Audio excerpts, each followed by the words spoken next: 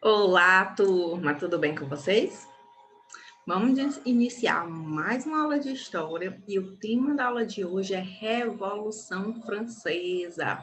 Revolução Francesa é um assunto muito discutido, muito cobrado em questões ambientado aí em vários filmes, séries, então é um assunto que eu acredito que você já tem ouvido falar em algum momento, já tenham visto pinturas, principalmente porque esse movimento, essa revolução, foi baseada em um movimento que vocês já viram, que foi o iluminismo, as ideias de liberdade, igualdade, fraternidade vão permear este movimento, a Revolução Francesa. Inclusive, a gente inicia aqui com essa imagem desse movimento de luta, movimento de transformação na França, e foi um movimento tão importante que ele marca início de uma nova era, da idade contemporânea. Então, é um movimento que você precisa compreender, precisa estudar, porque, inclusive, você vai ser bastante cobrado em vários vestibulares, certo? Então, fiquem ligadinhos e vamos aprofundar este conteúdo. Vamos lá. Então, quando a gente fala em Revolução Francesa, a gente tem que ter em mente que foram transformações que ocorreram na França.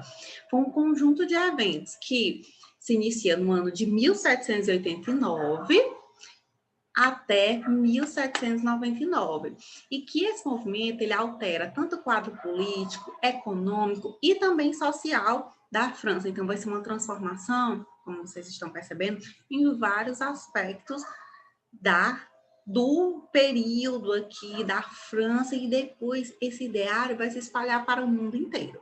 Então, como era antes da Revolução? Para a gente entender, quando a gente escuta assim o nome Revolução, a gente lembra de mudança, transformação. Então, assim, vou revolucionar, vou transformar, vou mudar. Então, se mudou, a gente já falou que alterou todo esse quadro político, econômico e social. Como era antes, então, dessa mudança, dessa transformação? Antes da Revolução, a França ela era caracterizada pelo antigo regime. O que é o antigo regime?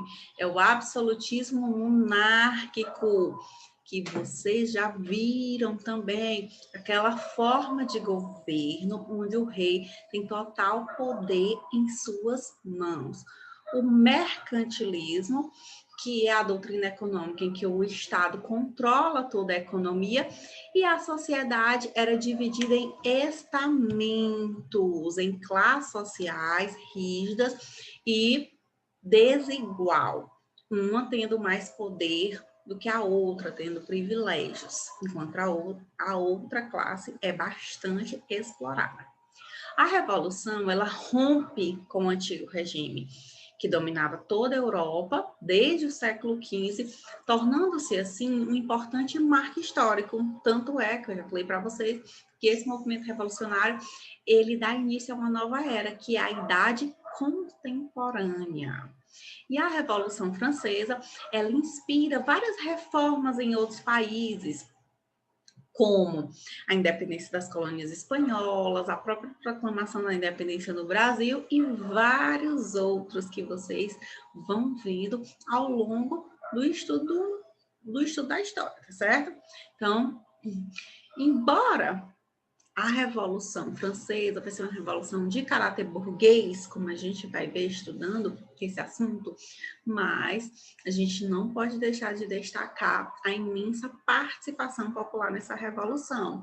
Então, houve uma participação popular muito grande, mesmo que essa população tenha sido, digamos assim, que manipulada pelos burgueses, e que a revolução, de fato, a gente vai ver que ela beneficia a burguesia, certo? Então, representa o momento em que a burguesia, já detentora do poder econômico, atinge agora o poder político. O que acontece?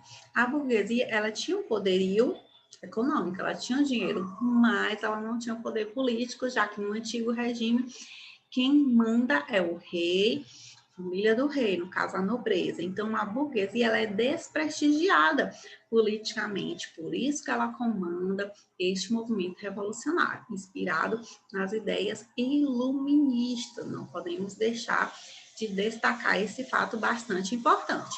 Então, dentre as principais causas da Revolução Francesa, nós podemos destacar o custo da monarquia, pois o rei Luís XVI e a sua corte gastavam enormes quantias para sustentar todos os privilégios, isso aqui, o luxo, o dispêndio que essa família real ela proporcionava à França, assim, era assim enorme. Então, tudo isso vai provocando um descontento.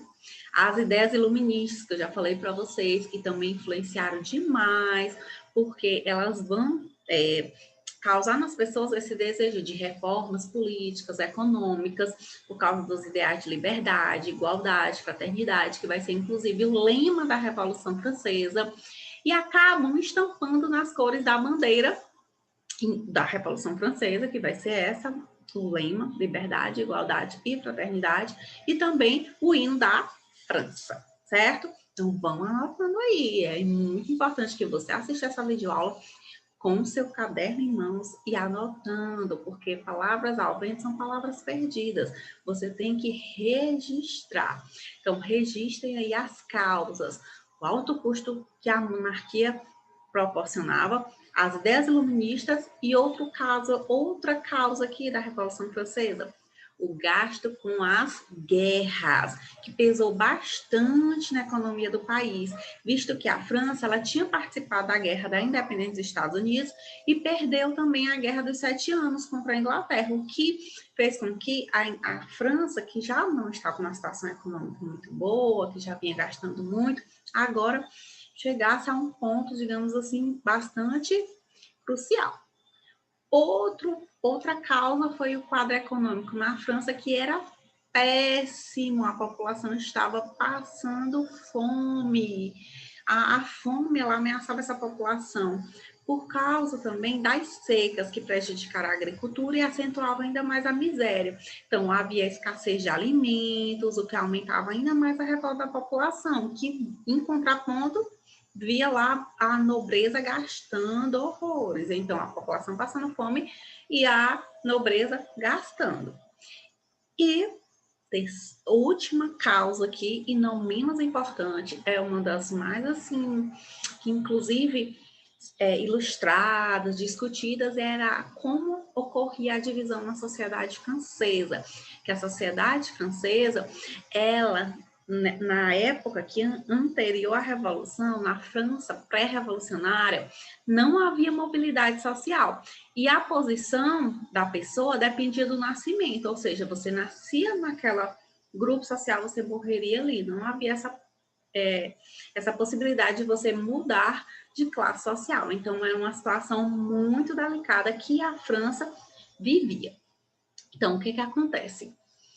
Por causa disso, a burguesia estava se sentindo muito prejudicada pela intervenção do Estado na economia, a política mercantilista, e então a burguesia vai articular, inspirada nas ideias iluministas, este movimento. Politicamente, o reinado também do Luís XVI caracterizava uma monarquia absolutista, que é aquela do poder ilimitado, da origem divina, que vocês já bem estudaram. Então, isso causava um descontento enorme e foram as causas que levaram à Revolução Francesa a acontecer de fato. Então, a sociedade francesa, ela estava dividida da seguinte forma, anotem isso aqui, esse slide aqui tá muito bom, porque mostra como a sociedade francesa era dividida na época, ela era estamental, ou seja, dividida em 3 estados. Quais eram eles? Ou ordens, né? Que não tinham mobilidade social, como eu falei, e mantinham os privilégios de nascimento da nobreza. Primeiro estado, quem fazia parte do primeiro estado? O clero, os membros da Igreja Católica, instituição mais poderosa ainda. Tinha o alto clero, que eram os bispos, os abades, que eram de origem nobre. E o baixo clero, que eram os padres, pessoas de origem mais popular. No segundo estado estava a nobreza, tinha a nobreza de sangue, que eram herdeiros da nobreza lá do feudalismo, e tinha a de toga, que eram os burgueses que compravam ou ganhavam títulos de nobreza. E o terceiro estado era o restante da população. A gente coloca aí como povo. Era a burguesia alta, média e pequena, e também os pobres, que eram os camponeses, trabalhadores urbanos e desempregados. Gente, esse terceiro estado aqui, era esse terceiro estado aqui, que, olha aqui o povo, que sustentava o primeiro e o segundo estado, pagando os impostos. Então, essa ilustração, vocês com certeza vão ver em várias questões, em vários livros, ou até já viram. Ela representa a divisão da sociedade francesa na época, que tinha o primeiro e o segundo estado, que tinham a isenção dos impostos, que era o clero e a nobreza. E o terceiro estado, que era o povo, ele sustentava. Por isso que ele está nessa imagem, o terceiro estado como servindo de como se fosse um cavalo, sustentando que era, no caso, sustentando a nobreza e o clero. Então, o terceiro estado, que era a burguesia, os camponeses, trabalhadores livres, todos esses aí sustentavam o primeiro e o segundo estado. Então, vocês já viram que a questão da injustiça aqui era muito grande. Lembrando que nessa época já estava se espalhando pelo mundo inteiro as ideias iluministas de liberdade, igualdade, fraternidade. Então, esse modelo de sociedade, ele batia de frente com as ideias iluministas. Por isso, a burguesia, que era o grupo que tinha aí poder político, ou econômico, desculpa, mas não tinha poder político, começa a articular esse movimento revolucionário. Então, vamos lá. No início da década de 1780, século XVIII, a França se encontrava, como eu falei para vocês, numa grave crise financeira, por causa da Guerra dos Sete Anos, por causa da Guerra da Independência dos Estados Unidos e por causa do Tratado Comercial de 1786. Assim, gente, todos eles acabaram fazendo com que a França perdesse muito dinheiro e a situação ficou ainda mais complicada. Também a questão dos fenômenos climáticos, a seca, que prejudicou as colheitas, aumentaram o preço do trigo e do pão, causando fome, e assim aumentando a insatisfação popular. E os gastos da nobreza, que era parasitária, vivia como um parasita ali, só mesmo sugando os outros grupos que trabalhavam, que eram os povos, né? Burguesia, trabalhadores, camponeses. E o luxo das festas da corte francesa, no Palácio de Versalhes, que eram bancadas pelos impostos pagos pelo terceiro estado, especialmente pela burguesia, que era o grupo que mais lucrava e também que mais pagava os impostos.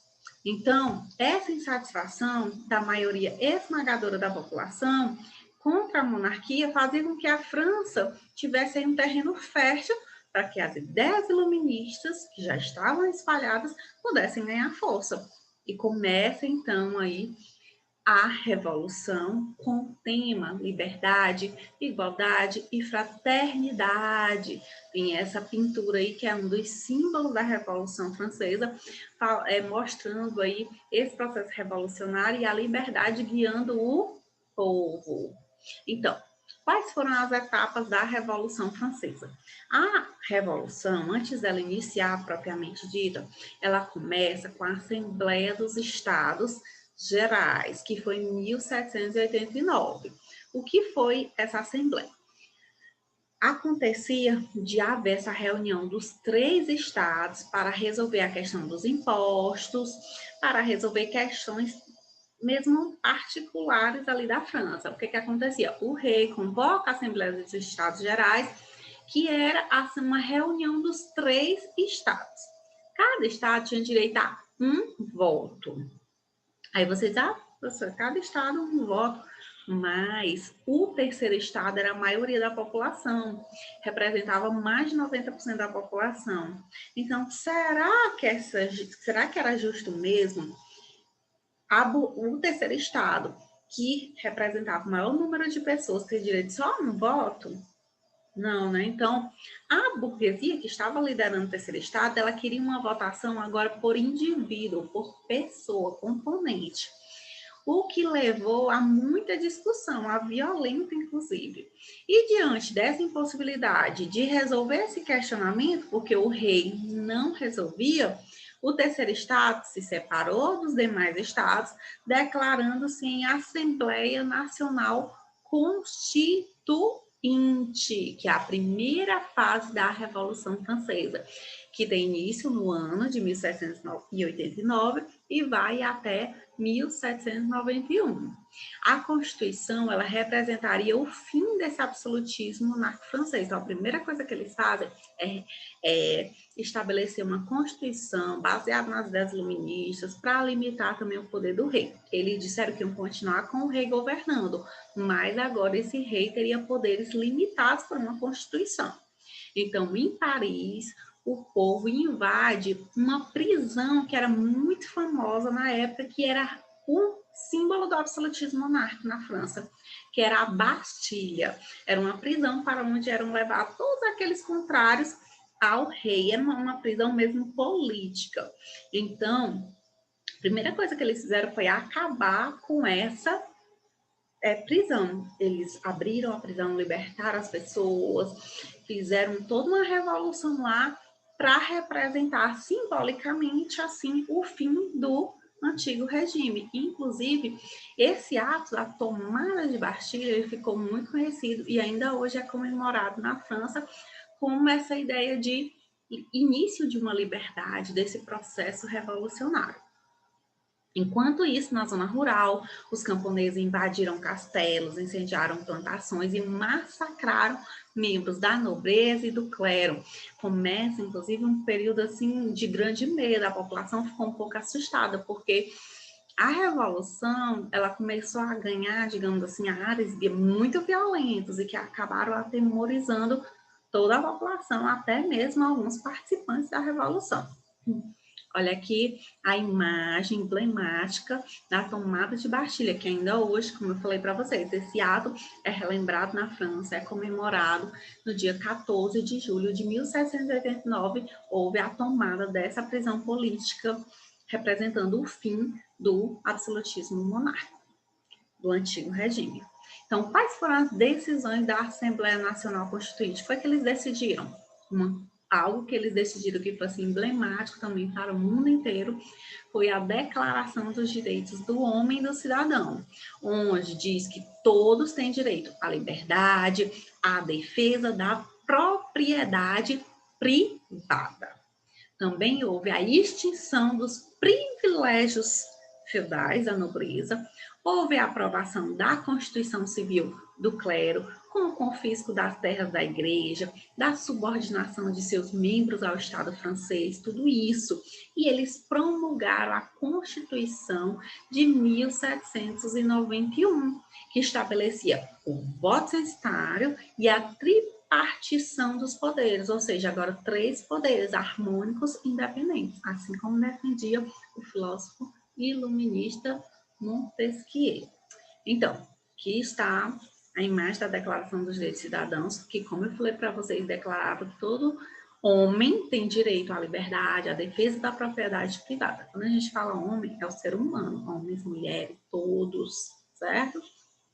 Então, primeira fase, ela vai contar com alguns problemas. Primeiro, Luís XVI, que era o rei, ele aceita a Constituição, a princípio. Então, assim, ele era um rei absolutista, mas com a Revolução, que coloca a Constituição, limita os poderes dele. E ele agora teria que governar de acordo com a Constituição. A princípio, parecia que estava tudo indo muito bem, ele aceitou e tudo. Mas ele foi pego tentando fugir da França com sua família para a Áustria. Por quê? Porque ele pediu apoio do rei austríaco para tentar retomar o poder absoluto na França. E ele foi pego, preso no Palácio de Tulheiras e, no caso, destituído do poder. Então, as monarquias absolutistas da Europa começaram a organizar uma ofensiva contra a França. Por quê? Porque a França ela ia acabar servindo de exemplo para acabar com todas as monarquias absolutistas. Então, eles começaram a se armar contra a França. E, diante da invasão prussiana, a Assembleia convoca todos os cidadãos a entrar em guerra e a defender a Revolução Francesa. Inclusive, eles falam: as armas, cidadãos, formai vossos batalhões, marchemos, marchemos, nossa terra do sangue, impuro se saciará. Então, eles organizam essa fase mais radical da Revolução Francesa. A multidão, ela fica enfurecida, invade o local onde o rei estava preso, porque considera um rei um traidor, já que o rei estava articulando fugir e tomar novamente aquele poder absoluto. Então, os revolucionários abolem a monarquia e proclamam uma república, já que eles viram que o rei não estava agindo para o bem do povo. Inclusive, aqui nós temos uma imagem, uma pintura representando esse processo de invasão ao Palácio das Tulheiras, onde o rei Luís XVI estava preso, que foi no dia 10 de agosto de 1792. Então, começa a partir de agora uma nova fase da Revolução Francesa, que é a segunda fase, a fase da convenção, tá certo? Mas não vou ainda falar sobre a convenção agora. Vou deixar para nossa próxima videoaula a continuação, porque a gente ainda vai falar da convenção, vamos falar de uma outra fase, vamos falar das consequências da Revolução Francesa. Então, fiquem ligados, comecem a estudar ainda mais esse conteúdo, ler e responder todas as questões propostas, tá bom? Um beijo e até nossa próxima videoaula.